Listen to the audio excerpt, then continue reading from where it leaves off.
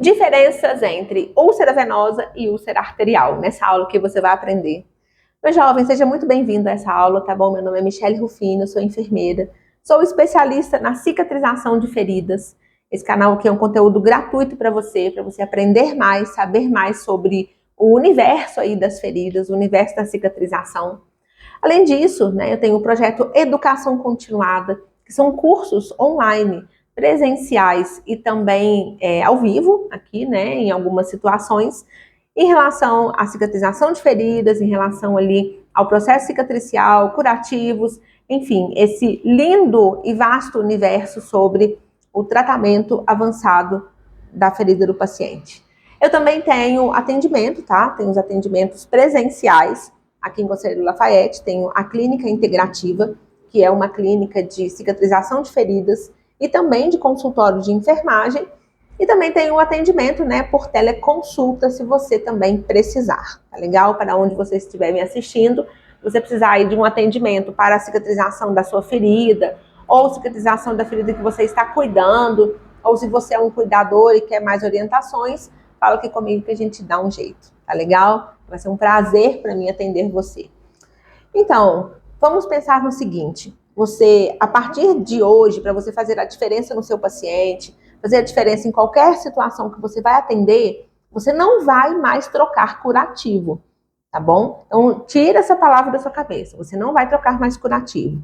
Você vai cicatrizar feridas. Então, não seja um trocador. Seja um cicatrizador de feridas. Isso parece pequeno, mas muda muita coisa, tá legal? Eu convido você que ainda não é inscrito aqui no meu canal, tá bom? Meu canal aqui, ele é aberto. Eu tinha outro, mas ele foi corrompido, então esse aqui ele tá crescendo. Então ajuda a professora a crescer um pouco mais. Se você gosta desse vídeo, gosta desse conteúdo, se inscreve aqui, curte, compartilha com seus colegas, tá bom? Pra gente poder fazer uma comunidade voltada para esse tipo de tema, que é a cicatrização de feridas.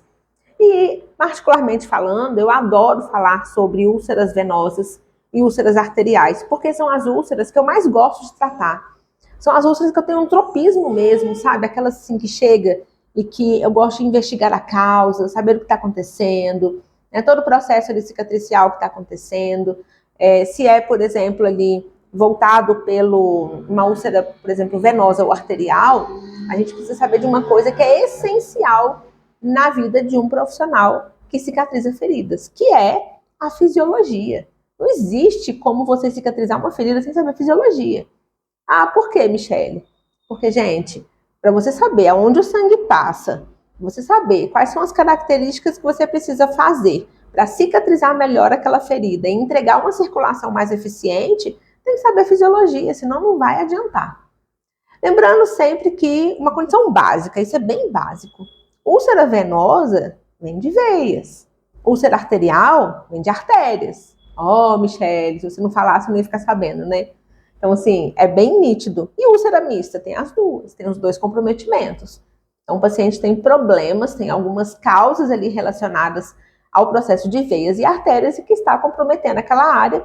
E isso é bem nítido nas formações. Nós vamos olhar aqui, nós vamos ver aqui ao longo dessa aula algumas características que aquelas feridas, elas vão mostrar para você, que você vai falar assim, então é isso. Então essa úlcera aqui, provavelmente ela é arterial ou provavelmente ela é venosa. Por que eu falo provavelmente? Porque nós, enfermeiros, não fazemos diagnóstico de ferida. Nós fazemos ali, às vezes, na nossa concepção, no nosso atendimento, uma hipótese diagnóstica dentro ali do processo de enfermagem, que tem 5 etapas, para a gente poder fazer a escolha do curativo correto. Quer ver uma situação? Se você colocar o alginato de cálcio numa úlcera arterial, o paciente vai querer tirar na próxima hora, para ele ficar com aquele curativo. Por quê? É uma úlcera seca. E aí, meu jovem, se você coloca isso, o paciente ele não volta mais, ele vai urrar de dor. Vai por mim, tá bom? Vai por mim, não faz isso não. Então, isso é a importância dessa fisiologia que a gente vai falar um pouquinho agora. Se você for pensar bem, a gente tem um coração no meio do peito, Todo mundo tem. E a gente tem como se fosse 2 corações ali lá na panturrilha, Então, do lado direito e do lado esquerdo. Por que a gente fala que esses 2 corações? A gente fala que tem 3 corações, Mas, na verdade, a gente tem um músculo cardíaco e a gente tem 2 músculos, que é o músculo gastrocnêmio, que está no membro inferior direito e no membro inferior esquerdo. e que vai facilitar o retorno venoso. Porque no coração saem as artérias, vão levar o sangue arterial para todo o organismo, seja para a cabeça, para os membros superiores, para os dedos, para a pele, para os órgãos internos, para tudo.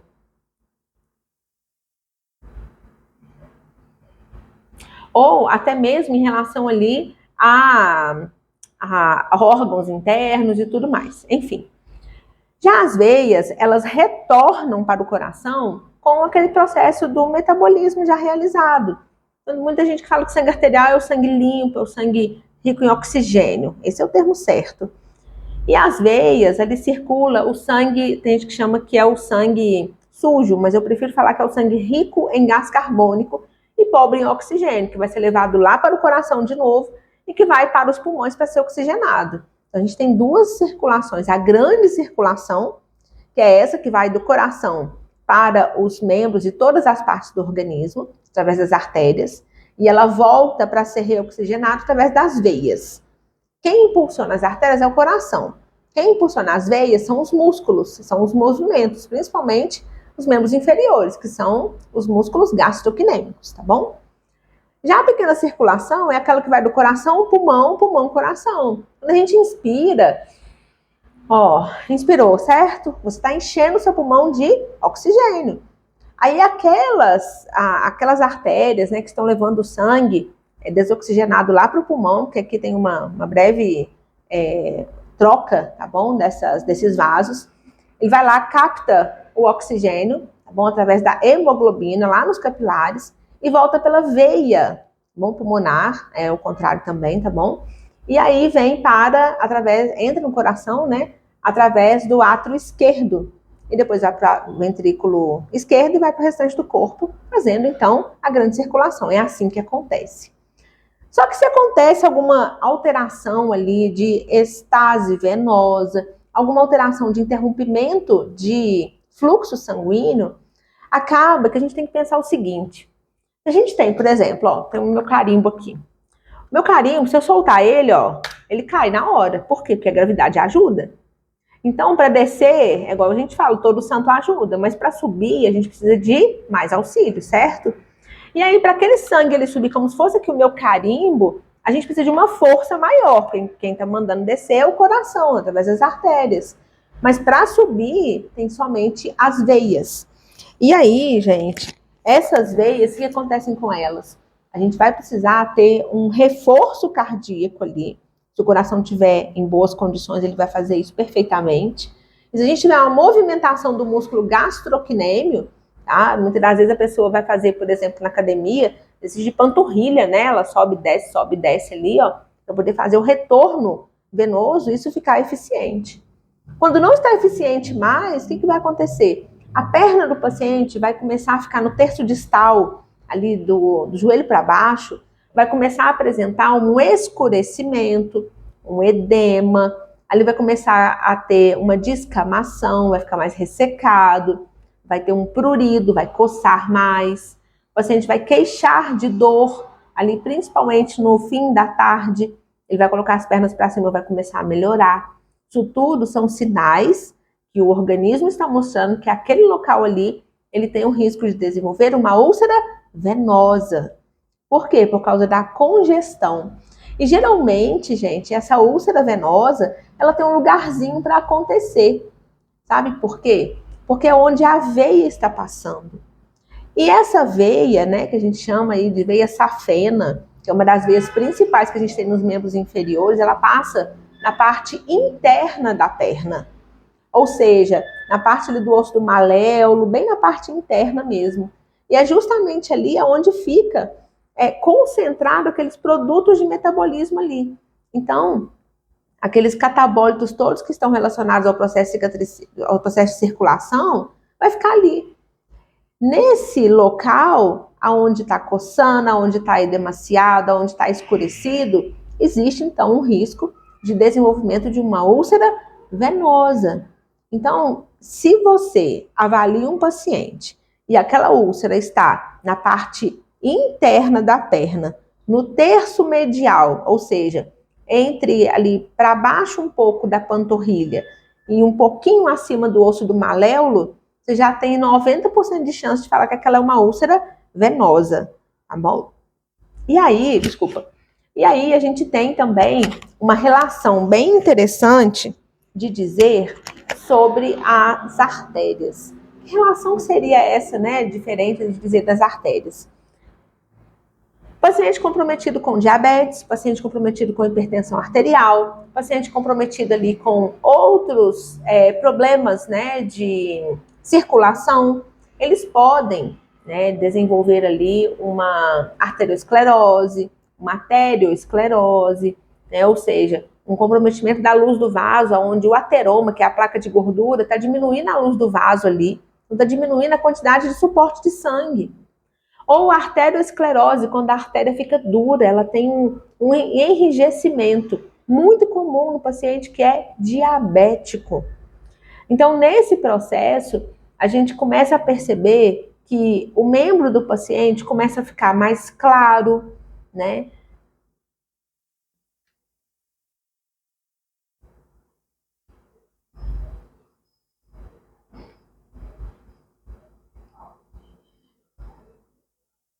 Começa a ficar mais frio, começa a ficar ali mais pálido. O paciente não consegue colocar as pernas para cima porque ele sente muita dor. Tudo isso são características de um membro que está apresentando risco de desenvolver uma úlcera arterial. E aí, na hora que você tira, às vezes, aquele curativo que o paciente já vem com a queixa daquele curativo ali, daquela ferida pra gente, você percebe que aquela ferida tem necrose, que ela está ressecada, que ela tem as bordas regulares, que quase ninguém consegue encostar o curativo, né? Ou até mesmo fazer a limpeza ideal daquela úlcera, já pode colocar ali, basicamente, meu jovem, que essa é uma ferida arterial. Tá bom? Uma situação que a gente tem para poder prevenir, né, tanto a úlcera venosa quanto a úlcera arterial, e também está bem vinculado ao aumento de pressão das artérias naquela perna ali. Quando o paciente fica muito tempo em pé, muito tempo sentado, né, aquelas artérias elas vão ficando com uma pressão muito maior. De fato, os membros inferiores têm uma pressão maior do que os membros superiores, isso já é normal. Entre 20 a 30 milímetros ali de mercúrio, já é algo normal, está na literatura pra gente. Porém, quando ele fica muito tempo em pé, só do fato de ele estar em pé, a pressão já aumenta mais. Então, se a pressão aumenta mais ali dentro, a gente já tem um comprometimento de circulação, o risco de desenvolver, então, uma úlcera é muito maior, tá bom? Para que você tenha uma habilidade melhor e uma garantia, sabe, não vou falar garantia não, vamos falar assim, uma segurança para poder tratar uma úlcera ali de membro inferior e saber se você pode ou não fazer o tratamento ouro. O que é um tratamento ouro? O tratamento ouro de úlcera venosa, por exemplo, é a terapia elástica e a terapia inelástica. Terapia elástica, ela é feita com uma faixa elástica, tá bom? O próprio nome já diz ali, uma atadura elástica. Você vai colocar ali uma média compressão ou uma alta compressão, se for prescrição de um angiologista. Agora, se for uma terapia inelástica, a gente tem a bota diurna, que, consequentemente, é um tratamento, né, incrível para a cicatrização da úlcera venosa. Mas, para você fazer esse tipo de intervenção, é necessário que você... Só colocar aqui que saiu. Pronto. É necessário que você tenha segurança de saber se o paciente não tem comprometimento arterial periférico grave, que é a DAOP, doença arterial obstrutiva periférica. E como que você vê isso? Se você não tiver nenhum tipo de exame do paciente para você constatar isso, para te dar segurança como enfermeiro de passar a bota diurna ou passar a terapia elástica, é justamente o ITB, que é o índice tornozelo-braço. Esse índice nada mais é do que colocar o manguito, né, o esfigmomanômetro ali na perna do paciente, aferir a pressão com um Doppler, tá bom? E ver a sistólica do paciente e também do membro superior, né, do mesmo lado. Então, se é do lado direito, você vai fazer isso do membro superior direito e membro inferior direito. Se for esquerdo, você vai fazendo esquerda, simples assim. E aí, você vai ver o resultado. Resultado menor do que 0,9 tem uma insuficiência arterial grave, tá? Então você não pode passar a bota de Unna e nem a terapia elástica. Se tiver maior do que 1,5, tem comprometimento arterial, principalmente se for diabético. Então a gente tem um endurecimento da parede das artérias, então não é orientado fazer o uso dessa terapia, tá? Uma outra dica que eu dou para vocês é o seguinte: palpa o pulso pedioso e distal do paciente. Palpando o pulso, consequentemente, se ele já tem pulso, ele tem artéria ali pulsante, então ele tem comprometimento venoso e não arterial. Se você está lá tentando achar o pulso do paciente lá no pé e não encontrou, você tem uma dificuldade de fazer essa palpação, provavelmente a úlcera também ela é arterial. Tá? A gente tem outras características também que vão nos auxiliar nesse processo, por exemplo. Vamos pensar numa úlcera arterial primeiro. O paciente sente dor ao andar, tá bom? Então, a gente fala assim que a dor claudicante intermitente, enquanto ele está andando, ele está sentindo dor, tá? Principalmente porque está faltando ali o suporte de sangue. As extremidades dele vão estar frias, vai ter esclerose das artérias, tá? Então no ITB isso vai ser muito bem nítido para você, vai dar geralmente acima de 1,5 ou 1,6. Ele vai ter isquemia, tá? Então a pele ao redor vai estar azulada ou vai estar pálida, tá? Na hora que você aperta assim, faz lá o seu teste, né, para saber se o paciente tem edema, na verdade ele tem uma isquemia. Geralmente a ferida nas úlceras arteriais, elas se dão nas localizações de área de pressão, na ponta dos dedos, no calcanhar, né? Geralmente ali bem próximo do pé, tá? No dorso do pé, geralmente isso é uma úlcera arterial. E outra coisa, você vai ter uma dificuldade para poder encontrar o pulso, vai ter uma deficiência de pulso naquele paciente, tá? Já na úlcera venosa, a gente vai ter como característica a estase venosa. Então a gente vai ver aquela perna ali do joelho para baixo, ela vai estar mais escurecida. A gente vai ter ali uma característica de uma pele bem mais escura.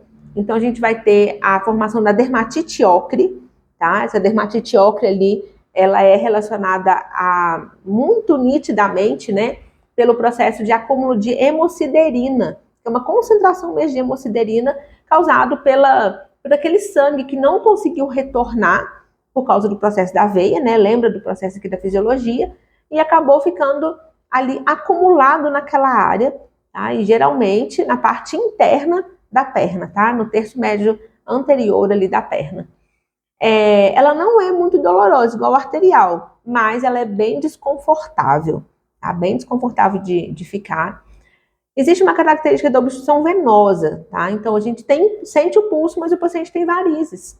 Então você vai observar na perna dele a presença de muitas veias varicosas. O paciente vai queixar de coceira. Geralmente ele não queixa lá na úlcera arterial, mas na úlcera venosa ele vai queixar muita coceira, que é o prurido.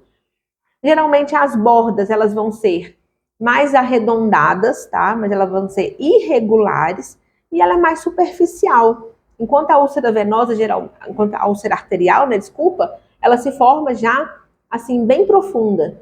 É uma das características que se diferencia ali entre uma e outra. Além de, na hora que você visualizar, muitas das vezes a úlcera arterial pode sangrar, ocasionando mais necrose.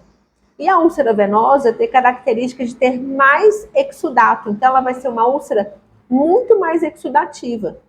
E aí, na hora da escolha do seu curativo, você vai ter que levar tudo isso em consideração. Tudo isso, processo de dor, processo de coceira, processo ali da isquemia, se o paciente consegue levantar o membro, como é que ele está dormindo, quais são os sinais vitais dele, a pressão, né, o ITB, tudo isso tem que levar em consideração para você escolher corretamente uma cobertura do curativo. Mas uma dica eu já te dou. Úlcera arterial é seca, então você tem que utilizar curativos que vão fazer a manutenção da umidade, vai manter aquele leito mais úmido, tá bom? Já a úlcera venosa é uma úlcera mais exudativa, mais molhada, mais úmida. Então você vai ter que escolher um curativo que vai fazer um manejo ideal da quantidade daquele exudato. Aí cabe a sua avaliação para ver se você vai escolher entre um alginato de cálcio ou até mesmo uma espuma de poliuretano. O que vai definir a quantidade desse exudato e a quantidade de dias que você vai trocar, tá? Qual vai ser a periodicidade. E já na úlcera arterial, você tem que lembrar que você não vai fazer desbridamento, porque é uma úlcera, um membro isquêmico. E quando é um membro isquêmico, você não desbrida com lâmina, somente com processos ali enzimáticos ou processo também do desbridamento autolítico, que é um local onde a gente mantém mais úmido, com, por exemplo, a atuação do hidrogel. Michele, posso utilizar o alginato para poder fazer desbridamento? Pode, desde que aquela úlcera ela esteja úmida. Então, uma úlcera arterial não vai permitir isso, sim uma úlcera venosa, tá bom? Bom, então eu espero que vocês tenham entendido algumas características, algumas diferenças aqui entre a úlcera venosa e a úlcera arterial e que dê a partir de agora para você ter uma noção aí de quais são os curativos que você vai escolher até aquela ferida ter o diagnóstico correto. E eu deixo para você aqui o convite, né, para começar a me seguir aqui, se inscrever no meu canal e também, claro, né, comentar, me falar, né, o que você está achando das aulas, se você está gostando desse conteúdo e compartilhar com seus colegas, porque quanto mais a gente compartilha, mais o YouTube entende que é um conteúdo relevante, né, e ele entrega para as mais pessoas também. É legal? Então, pessoal, fica aqui o meu agradecimento e até a nossa próxima aula. Valeu!